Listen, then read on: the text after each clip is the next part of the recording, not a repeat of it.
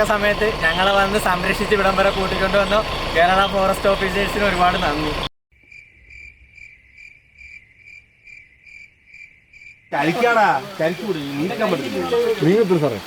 കൊപ്പുകൾ മുറിച്ച് മാറ്റിയല്ലേ? കൊപ്പുകൾ നമ്മൾ മുറിച്ച് വലിയ. ഹലോ ഗൈസ്, അപ്പോൾ പുതിയൊരു വീഡിയോയോട്ട് സ്വാഗതം. എൻ്റെ പേര് അഷ്കർ. അപ്പോൾ ഇന്നത്തെ എൻ്റെ വ്ളോഗ് എന്താണെന്ന് വെച്ചാൽ കൊല്ലം ജില്ലയിലെ അച്ചൻകോവിൽ വനം, കേരളത്തിലെ തന്നെ ഏറ്റവും അപകടകരമായ വനപാത. അപ്പോൾ ഞാൻ പലരുടെ വ്ളോഗിലും കണ്ടിട്ടുണ്ട് കേരളത്തിലെ തന്നെ അപകടം നിറഞ്ഞൊരു വഴിയാണ് അച്ചൻകോവിൽ വനത്തിലോട്ടുള്ള റോഡെന്ന്. അപ്പോൾ ഞാൻ ഓർക്കും എല്ലാ കാട്ടിലും മൃഗങ്ങളും മറ്റും ഉണ്ടല്ലോ, അപ്പോൾ എല്ലാം കാട് പോലെ തന്നെയല്ലേ ഇതെന്ന്. പക്ഷേ ഞാൻ അതുവഴി യാത്ര ചെയ്ത് നേരിട്ട് അനുഭവിച്ച കാര്യങ്ങൾ പങ്കുവെക്കാനാണ് ഇന്നത്തെ എൻ്റെ വ്ളോഗ്. അപ്പോൾ ഞങ്ങളൊരു 5 മണിയൊക്കെയോടുകൂടിയാണ് കാട്ടിനുള്ളിലോട്ട് പ്രവേശിച്ചത്. പക്ഷെ ഞങ്ങൾ തിരിച്ചിറങ്ങുന്നത് 11 മണിക്കാണ്. അപ്പോൾ എന്തൊക്കെയാണ് അവിടെ അതിൻ്റെ അകത്തുണ്ടായതെന്ന് നമുക്കൊന്ന് കണ്ടിട്ട് വരാം. അച്ചൻകോവിൽ കേരളത്തിലെ തന്നെ ഏറ്റവും അപകടകരമായ വനപാത. കൊല്ലം ജില്ലയിലെ പത്തനാപുരം താലൂക്കിലെ ഒരു ചെറിയ ഗ്രാമമാണ് ഈ അച്ചൻകോവിൽ. കൊല്ലം പുനലൂരിൽ നിന്നും അലിമുക്ക് ചെമ്പനരുവി വഴിയും പത്തനംതിട്ട ജില്ലയിലെ കോന്നിയിൽ നിന്നും കല്ലേലി വഴിയും നമുക്ക് അച്ചൻകോവിലിലോട്ട് പോകാവുന്നതാണ്. വനത്തിനുള്ളിലോട്ട് പ്രവേശിക്കുന്നതിന് മുമ്പ് തന്നെ നമുക്ക് 2 സൈഡിലും നല്ല പച്ചപ്പ് നിറഞ്ഞ റബ്ബർ തോട്ടങ്ങൾ കാണാം. അതിരാവിലെ ഇതുവഴി നമ്മൾ യാത്ര ചെയ്താൽ ഈ റബ്ബർ തോട്ടത്തിനുള്ളിൽ ഒരുപാട് ആനകളെയും മയിലുകളെയും കാണാൻ സാധിക്കും.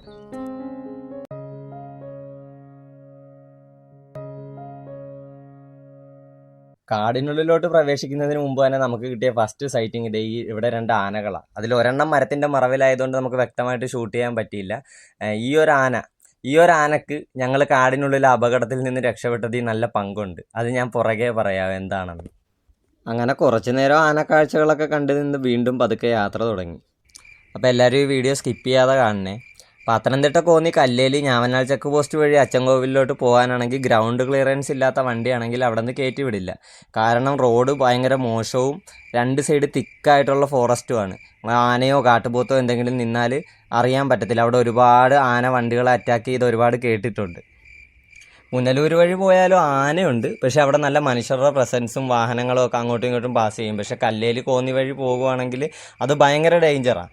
ഈ കാണുന്ന റോഡിനെക്കാട്ടി ഡേഞ്ചറാണ്. ഒട്ടും വീതിയില്ല, റോഡൊക്കെ പൊട്ടിപ്പൊളിഞ്ഞ് കിടക്കുകയാണ്. അപ്പോൾ ഞങ്ങളുടെ വണ്ടിക്ക് ഗ്രൗണ്ട് ക്ലിയറൻസ് ഇല്ലാത്തതുകൊണ്ടാണ് ഞങ്ങളിപ്പോൾ പുനലൂർ വഴി വരുന്നത്. റബ്ബർ തോട്ടങ്ങളൊക്കെ കടന്ന് നമ്മൾ പതുക്കെ കാട്ടിലോട്ട് കയറി തുടങ്ങിയിട്ടുണ്ട്. രാവിലെ സമയത്തൊക്കെയാണ് ഇതുവഴി വരുന്നെങ്കിൽ ഈ റോഡിൽ മൊത്തം മയിലായിരിക്കും. പക്ഷെ നമ്മൾ വനം വഴി പോകുന്നുണ്ടെങ്കിലും ഇടക്കിടക്ക് കൊച്ചു കൊച്ചു വീടുകളുണ്ട്. അത് ട്രൈബൽസിൻ്റെയാണ്. പിന്നെ പോകുന്ന വഴിയിൽ ചെറിയ ചെറിയ ചായക്കടകൾ കാണും അവിടെ ഇവിടെയൊക്കെ ആയിട്ട്. ഇപ്പം സമയം ഏകദേശം 5:30 ആയി. 5:30 ആയപ്പോൾ തന്നെ കാട് ഇരുണ്ട് തുടങ്ങിയിരുന്നു. 7 മണിയായപ്പോഴത്തേക്കും പ്രതീക്ഷിക്കാതൊരു മഴ പെയ്തു. പിന്നെ കാണുന്ന കാഴ്ച ഈ മരം വീണ് കിടക്കുന്നതാണ്. ആ ജീപ്പുകാരതുവഴി വന്നപ്പോൾ അവരിറങ്ങി സഹായിച്ചു തരുമെന്നൊക്കെ വിചാരിച്ചു.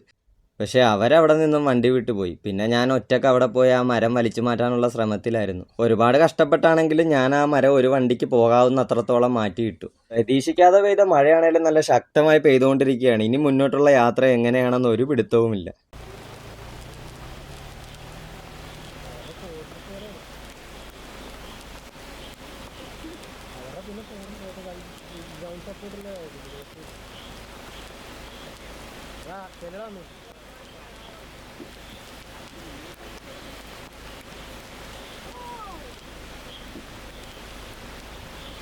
മുന്നോട്ട് പോകുന്നേരം കാടിൻ്റെ ഭീകരതയും തിക്നെസ്സും കൂടിക്കൂടി വരുന്നു. സത്യം പറഞ്ഞാൽ നല്ല ഹൊറർ ഫീലാണ് ഇപ്പോൾ മനസ്സിൽ. ശരിക്കും ഈ റോഡ് നമുക്കൊരു ഹൊറർ BGMലൊന്ന് കണ്ടു നോക്കാം.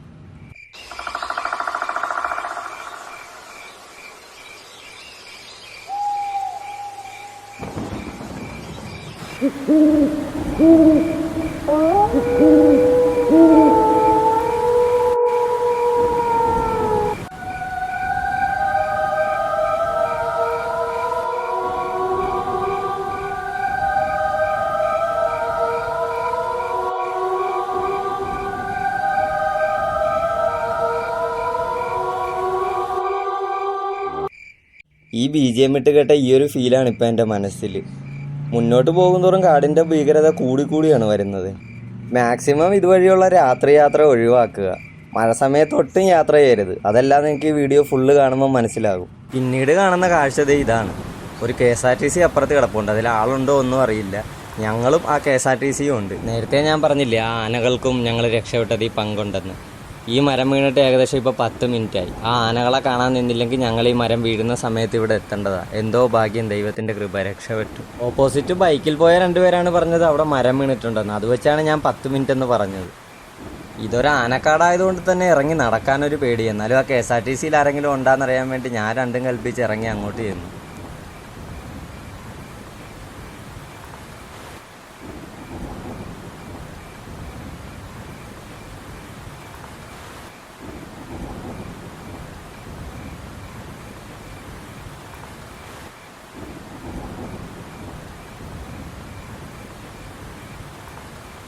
KSRTCക്കകത്ത് ഡ്രൈവറും കണ്ടക്ടറും ഒരു 3-4 പേരും ഉണ്ട്. പക്ഷെ പ്രശ്നം എന്താണെന്ന് വെച്ചാൽ ഈ അച്ചൻകോവിൽ റോഡ് ഒരു വണ്ടിക്ക് പോകാനുള്ള വീതിയേ ശരിക്കും ഉള്ളൂ.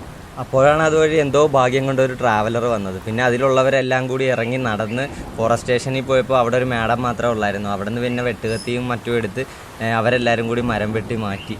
ഇല്ലെങ്കിൽ ശരിക്കും ഞങ്ങളവിടെ പെട്ടുപോയേനെ. ഫോണിന് റേഞ്ച് ഇല്ല, ആനക്കാടായതുകൊണ്ട് ഇറങ്ങി നടക്കാൻ പറ്റുന്നില്ല. KSRTCയിലുള്ളവരൊട്ടും താഴത്തോട്ട് ഇറങ്ങുന്നു.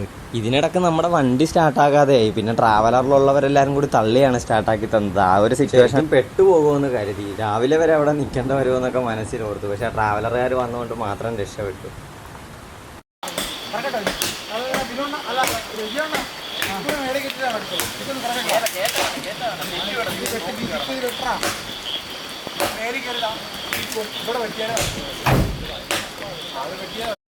അങ്ങനെ മരം വെട്ടി മാറ്റി KSRTCയും പോയി ട്രാവലറും പോയി. അവസാനം ഞങ്ങൾ ഈ കാട്ടിൽ ഒറ്റക്കായി.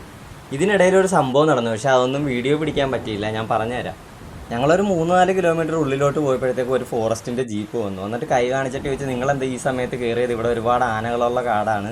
അപ്പോൾ ഞങ്ങൾ പറഞ്ഞു ഞങ്ങൾ നേരത്തെ കയറിയതാണ്, പക്ഷേ മരം വീണിങ്ങനെ പെട്ടുപോയതാന്നൊക്കെ പറഞ്ഞപ്പോൾ അവർ പറഞ്ഞു ഇനി നിങ്ങൾ ഒറ്റക്ക് അങ്ങോട്ട് പോകണ്ട, അങ്ങോട്ട് മൊത്തം മരം വീണിരിക്കുകയാണ്. കുറച്ചുകൂടി മുമ്പോട്ട് പോകുമ്പോഴത്തേക്കും അവിടെ റോഡ് സൈഡിൽ ഒരു ചെറിയ പള്ളിയുണ്ട്. അതിൻ്റെ വാതിക്കെ നിർത്തിയിട്ടോ ഇവരെവിടെയോ പോയിട്ട് വരാമെന്ന് പറഞ്ഞ് ഇവർ പോയി. അങ്ങനെ അരമണിക്കൂറിന് ശേഷം അവർ വന്നു. പിന്നെ അവർ ഞങ്ങളെ കൂട്ടിക്കൊണ്ട് പോയി മരമൊക്കെ വെട്ടി മാറ്റി. ബാക്കിയുള്ള കാര്യങ്ങളൊക്കെ വീഡിയോയിലുണ്ട്, അപ്പോൾ അത് നമുക്ക് കാണാം. മുന്നോട്ട് പോകുന്ന നേരം കാടിൻ്റെ രൂപവും ഭാവവും എല്ലാം മാറുക അല്ലേ. ഇരുട്ട് കൂടിക്കൂടി വരുന്നു, അതിൻ്റെ തിക്നെസ് കൂടിക്കൂടി വരുന്നു. ശരിക്കും പറഞ്ഞാൽ ഈ കാടിൻ്റെ 2 സൈഡിലും കാട്ടുപോത്ത്, ആന അങ്ങനെയുള്ള വന്യമൃഗങ്ങളൊക്കെ നിൽപ്പുണ്ട്. പക്ഷേ ഇങ്ങനെ ഒരു സാഹചര്യം ആയതുകൊണ്ട് മാത്രമാണ് ഞങ്ങളിങ്ങനെ വിട്ടു പോകുന്നത്.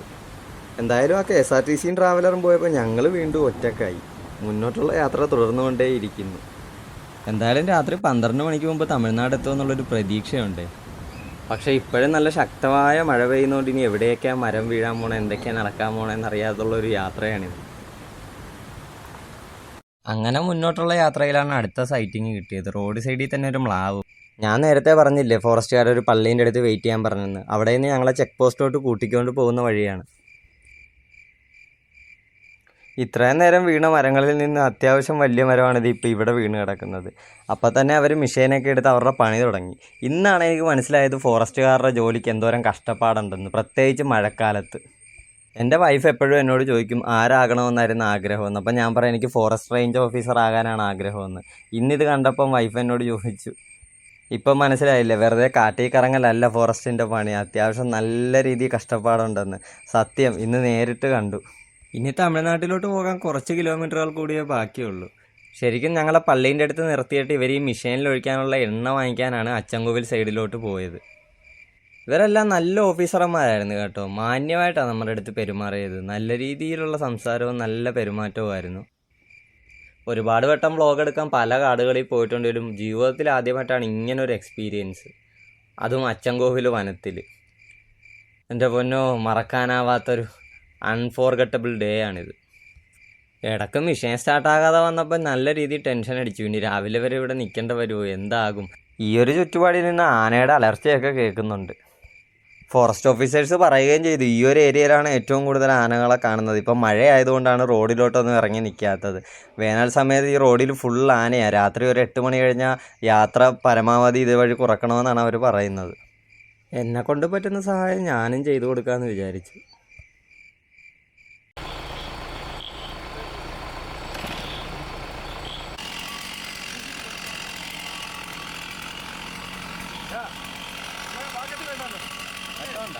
വെട്ടമുണ്ട്, തന്നെ കിട്ടും.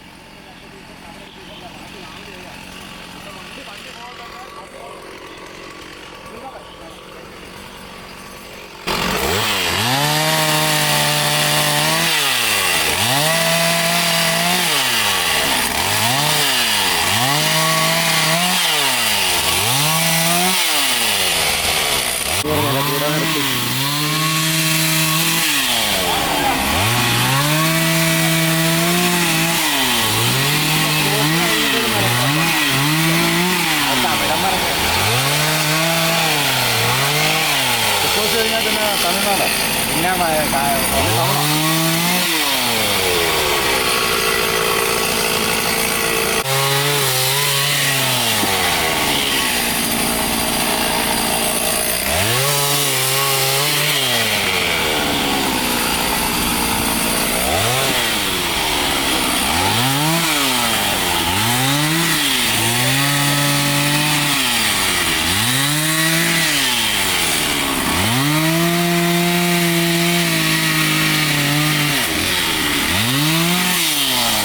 അങ്ങനെ വാഹനങ്ങൾക്ക് പോകാൻ പറ്റുന്ന രീതിയിൽ മരം മുറിച്ച് സൈഡിലോട്ട് മാറ്റിയിട്ടു.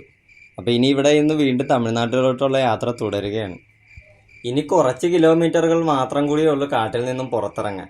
അതിനായിട്ടുള്ള കട്ട വെയിറ്റിംഗ് ആണ്. ഹലോ ഗൈസ്, ഇപ്പോൾ രാത്രി ഏകദേശം ഒരു 9-9:30. അച്ചൻകോവിൽ വനത്തിനുള്ളിലാണ് ഉള്ളത്. നല്ല മഴയും ഓരോ സ്ഥലത്തും മരം വീണുകൊണ്ടിരിക്കുക. ഇപ്പോൾ 3ാമത്തെ സ്ഥലത്താണ് മരം വീഴുന്നത്.